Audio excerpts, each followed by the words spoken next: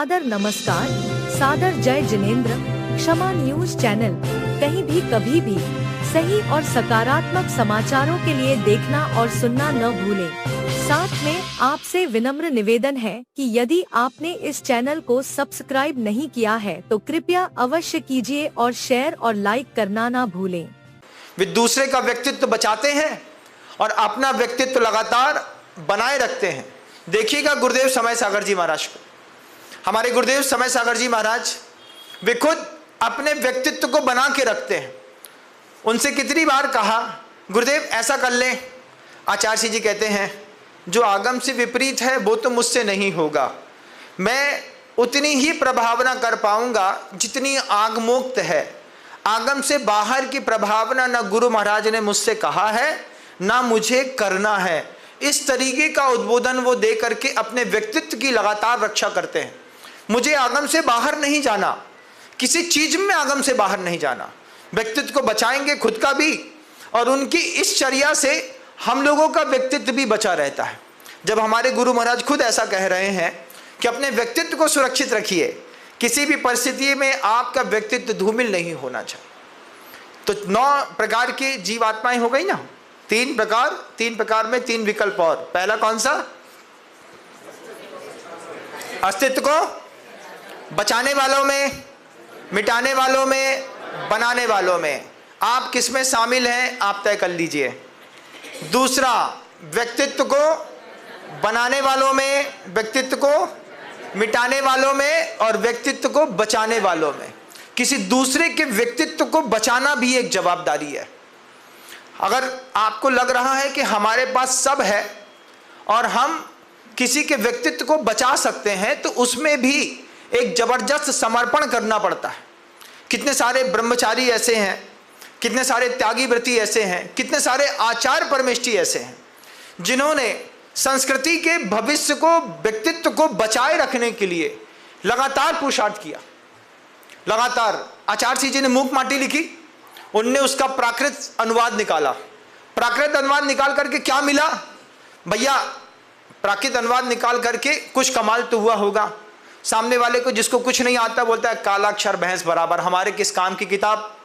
सामने वाला कह रहा है इससे भाषा के व्यक्तित्व को बचाए रखने की कवायद है साहित्य का लेखन। उसी मूक माटी को किसी ने संस्कृत में निकाला, संस्कृत में निकाल करके भी क्या किया? व्यक्तित्व को बचाने की कवायद है, बनाने की भी और बचाने की भी। आप उसको उठा करके देखना भी नहीं चाह रहे हैं, आप व्यक्तित्व को मिटाने में लगे। आप मंदिर में जाना नहीं चाह रहे हैं, आप व्यक्तित्व को मिटाने में लगे। व्यक्तित्व को बचाने वाले, व्यक्तित्व को बनाने वाले बहुत मेहनत करते बंधु, बहुत। आचार्य जी ने संस्कृति का व्यक्तित्व सुरक्षित रखा है। ठंडी में अपनी जान की परवाह किए बिना कुंडलपुर और तिलवारा घाट जैसी जगहों पर जाकर के 2-2 महीने बैठे, जहां पर रात में जैसे सूर्य अस्त होता है, ठंडी के दिनों में कपकपी छूटती थी, वो रात भर पाटे में पड़े रहते थे एक चिंता के साथ, मुझे जिन संस्कृति के इस व्यक्तित्व को बचा के रखना है, इसके अस्तित्व को बचा के रखना है। इसलिए कोई महापुरुष मेहनत करते हैं, सबके बस की बात नहीं, सब कर भी नहीं सकते, क्योंकि ये भार गिने चुने लोगों के सिर पर आता है। जिन लोगों को जवाबदारी मिलती है वे कुछ दैवी शक्ति वाले होते हैं। आपके लाइफस्टाइल में और साधु के लाइफस्टाइल में अंतर है। क्यों? इधर मुनियों के पास भी दैवी शक्तियां हैं, उन दैवी शक्तियों से वो व्यक्तित्व को बचाने की कवायद करते हैं। तीसरा शब्द है प्रभुत्व को लेकर के, प्रभुत्व को बनाने वाले, प्रभुत्व को मिटाने वाले और प्रभुत्व को बचाने वाले। किसी दूसरे के प्रभुत्व को बचाना भी, आपका पड़ोसी है, आपका भाई है, किसी मुसीबत में फंस गया, तुम्हारे पास जबरदस्त पैसा है, भैया आप ये पैसा ले लो, इज्जत बचाओ। वो देखिएगा अंबानी बंधुओं को, है ना, एक डाउनफॉल में चला गया, एक ऊपर चला गया। ऊपर जाने वाले ने छोटे को बचाने की लाख कोशिश करी है, बार बार उसको ताकत दी है, एनर्जी दी है, उठाया है, नहीं उठ पाया, उसके पाप पुण्य का खेल है। लेकिन प्रभुत्व को बचाने की कवायद, अपने ही परिवार में अपने बच्चे के प्रभुत्व को बचाने की कवायद। हाँ महाराज, हम अध्यक्ष थे, अध्यक्ष बनने के बाद हमने सोचा प्रभुत्व को बचा के रखेंगे, अब हमारा लड़का अध्यक्ष बनेगा। वंशवाद शुरू कर दिया। अच्छा हुआ नरेंद्र भाई मोदी ने वंशवाद खत्म कर दिया, नहीं तो वंशवाद ही चल रहा है। महाराज उनका तो वंश ही नहीं है। सही बात है, उनके आगे पीछे कोई है नहीं, वे अकेले वन मैन आर्मी काम करते हैं। ऐसे ही कई बार प्रभुत्व को बचाने के चक्कर में पहले हमारे बाबूजी महाराज जी इस क्षेत्र के अध्यक्ष थे, फिर पिताजी ने संभाला, उसके बाद हम संभाल रहे हैं। दुनिया में अभी बागड़ तरफ होकर के आ रहा हूं, कई परिवारों में सेठ संप्रदाय परंपराएं चलती हैं। इतनी सारी सेठ परंपराएं हैं, अब जाकर के देखो तो सेठ के पास दिमाग नहीं है, लेकिन सेठ का लड़का सेठ बनेगा। सेठ के पास ना कोई अब व्यक्तित्व बचा, ना सेठ के पास कोई प्रभुत्व बचा, ना सेठ का अब कोई अस्तित्व बचा। लेकिन उसके बाद भी हमारे यहाँ महाराज मंदिर में सेठ परंपरा चलती है। सेठ परंपरा, हमने पूछा पहली बार ये सेठ परंपरा क्या होती है? बोले इनके परदादा मंदिर के संचालक थे। हमने कहा उसके बाद इनके दादा बने, फिर इनके पिताजी बने।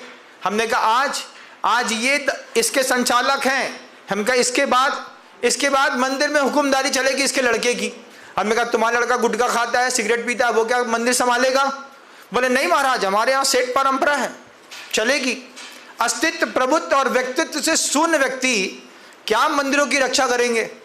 इसमें परिवर्तन तो लाजमी है, परिवर्तन होना चाहिए। अब वो कवायद भी होनी चाहिए जिसका वास्तविक प्रभुत्व जबरदस्त हो, जिसके पास अस्तित्व जिसका जबरदस्त हो, उसके हाथों में लीडिंग कैपेसिटी सौंपी जाए। तो उसको बस लीडर नहीं बनाना, बाकी किसको लीडर बनाना? परंपरा चल रही है महाराज।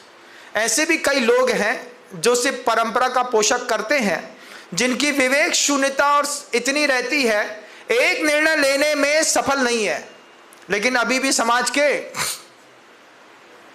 अध्यक्ष बन के बैठे हैं। और जिनके पास कैपेसिटी है वे बेचारे बंधे बैठे हैं। क्यों? कर तो सकते हैं, लेकिन समाज के ऐसे रूल्स और नियम है महाराज, इस रूल्स रेगुलेशंस में ऐसी जीवन चलने वाला है। इन 9 विकल्पों पर आप सभी महानुभाव बहुत अच्छे से चिंतन करिए और उसमें अपने परिवार के सदस्यों की भूमिका और अपनी भूमिका तय करिए। आप अस्तित्व, व्यक्तित्व और प्रभुत्व में बचाने, मिटाने और बनाने वालों में कहां पर शामिल हैं? आपका बच्चा कहां पर शामिल है? आपका बच्चा सुबह 10 बजे उठ रहा है, उसको बोलना तुम व्यक्तित्व को मिटाने वालों में शामिल हो, तुम अपने परिवार के अस्तित्व को भी मिटाने वालों में शामिल हो। सुबह 5 बजे के बाद मजाल है कि आंख ऐसी झपक जाए, हो नहीं रही। एक महानुभाव दिन के 10:30 बजे सुबह उठ नहीं रहे। क्यों नहीं उठ रहे? बड़े घर का लड़का है महाराज, क्या करेगा? एसी चलाएगा और सोता रहेगा। अगर आपका बच्चा इसमें शामिल है, बस एक अंतिम संवाद कहूंगा, इतना तय कर लीजिए कि जिस तरीके से तुम्हारा बच्चा फल फूल रहा है, जिस तरीके से तुम्हारा बच्चा रह रहा है, संवाद कर रहा है, बात कर रहा है, आज से 30 साल बाद, सिर्फ 30 साल बाद तय करो तुम्हारी संपत्ति का मालिक कौन होगा। आज जिस घर में आप रहते हैं, जिस मकान में आप रहते हैं, जिस दुकान में आप रहते हैं, बस इतना तय करो कि अगले 30 सालों में अगर इसी तरीके का कपूत आपके घर के अंदर पल रहा है और जिसको आपने इतनी ऊर्जा दी है। नीतिकारों ने क्या गजब की बात कही है, पूत सपूत तो का धन संचय, पल में लाख कमा लेगा। ये पूरी आपको लाइन नहीं आती होगी, पूरी लाइन कहती है पूत सपूत तो का धन संचय, पल में लाख कमा लेगा, और पूत कपूत तो का धन संचय, पल में लाख गवा देगा। तुम्हारा लड़का सपूत की श्रेणी में है कि कपूत की श्रेणी में? सपूत है महाराज। विश्वास है कि हमारे सामने बस सिर ऐसा ऐसा? नहीं महाराज, सपूत है। सपूत है तो हमको चेहरा दिखाए, कहाँ पे है तुम्हारा सपूत? हम भी तो देखें तुम्हारे सपूत को। नहीं, वो मंदिर नहीं आता, बाकी तो सपूत है। अच्छा, मंदिर नहीं आता, बाकी तो हमारा लड़का सपूत है महाराज। तो कभी कभार महावीर जयंती में आता हूँ। नहीं महाराज, वो महावीर जयंती में क्या ना, गर्मी बहुत रहती तो निकल नहीं पाता, लेकिन भावना पूरी है उसकी मंदिर की, मंदिर आता नहीं लेकिन सपूत है। हमने कहा बहुत बढ़िया।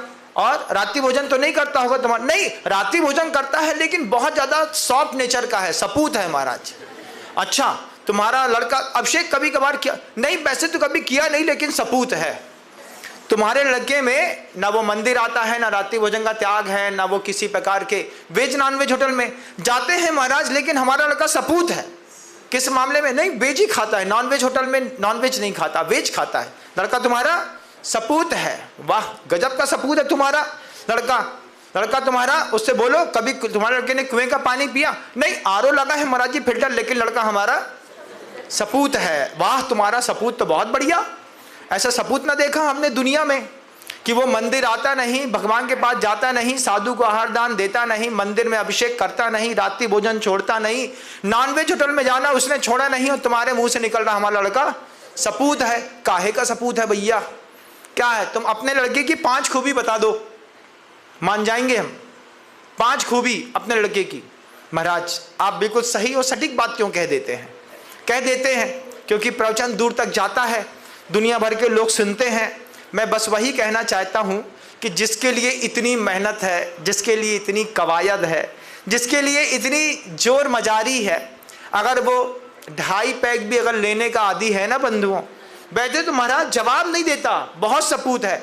बस महाराज आपको कैसे पता चला कि वो पीता है? आपके सामने आया क्या? नहीं, हमारे सामने तो ऐसा बैठा रहता है जैसा आप बोले भाई साहब। हमने कहा ज्यादा हिल रहा है, ये ज्यादा हिल रहा है, इसका मतलब लड़का तुम्हारा सपूत नहीं है। सपूत की परिभाषाएं तय करो।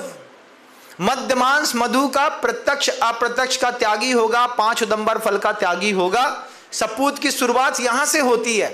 अरे महाराज अब जमाना बहुत बदल गया, लेकिन हमारा लड़का तो सपूत है। तुम्हारा लड़का है ना, शराब वो पी रहा हो तो सपूत है, वो मांस खा रहा है तो सपूत है, वो अल्कोहल ले रहा हो, शहद खा रहा हो बढ़िया लगा करके, हम भी खाते हैं महाराज, शहद में तो कोई पाप नहीं है, उसके बाद भी सपूत है। वाह, ये तुम लोग अस्तित्व, व्यक्तित्व और प्रभुत्व की कीमत नहीं समझते।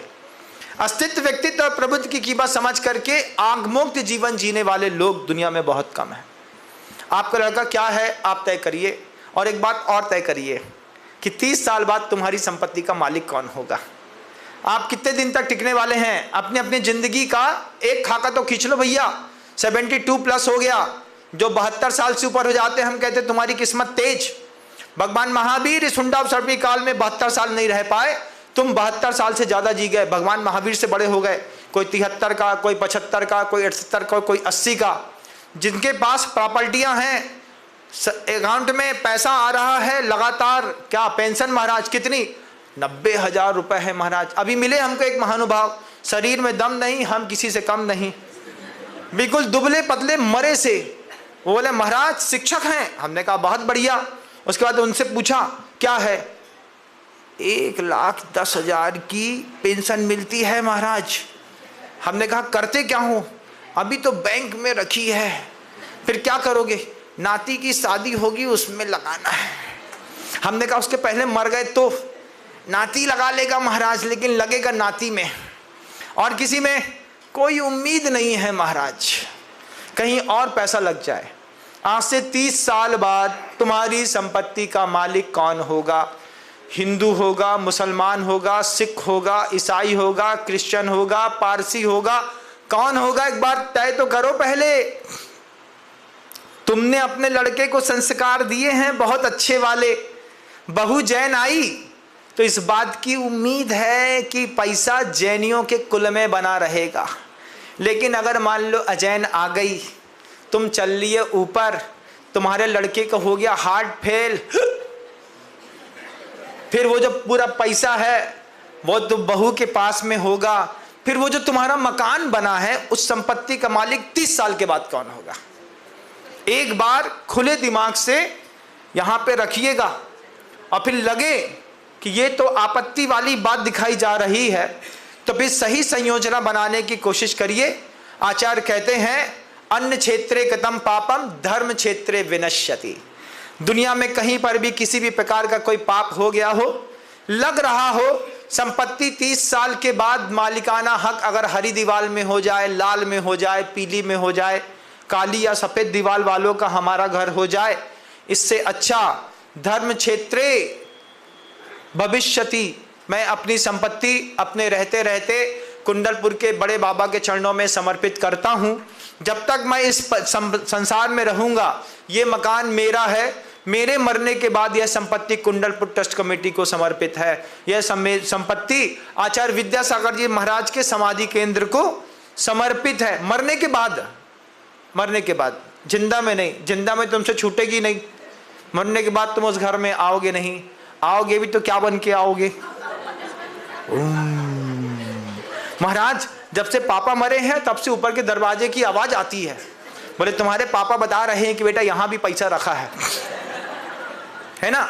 इतना तो लिखो, इतनी तो कृपा करो अपनी संस्कार संस्कृति के ऊपर कि मेरे मरने के बाद मेरी संपत्ति में जो ये बड़ी प्रॉपर्टी थी इसका मालिक कोई धार्मिक क्षेत्र होगा, क्योंकि मुझे पूरा भरोसा है 30 साल के बाद मेरी संपत्ति अन्य मतों के पास जाए। इससे अच्छा मैं इस संपत्ति का दान धार्मिक क्षेत्रों में देता हूं। इसका उपयोग धार्मिक संस्थानों में करते रहिएगा। वहां पर कोई खेती कर लेगा, वहां पर कोई स्कूल खुल जाएगा, कोई विद्यालय खुल जाएगा, किसी भी प्रकार का कोई हथकरघा का केंद्र खुल जाएगा, कोई और सामाजिक संस्थाएं आकार ले लेंगी, कोई अनाथालय खुल जाएगा, संपत्तियां सुरक्षित रहेंगी।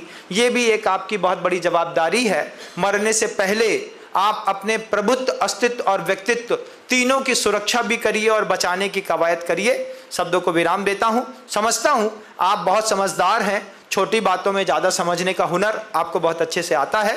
अपने हुनर का प्रयोग अपने लिए करिएगा। गुरुदेव श्री विद्यासागर जी महाराज।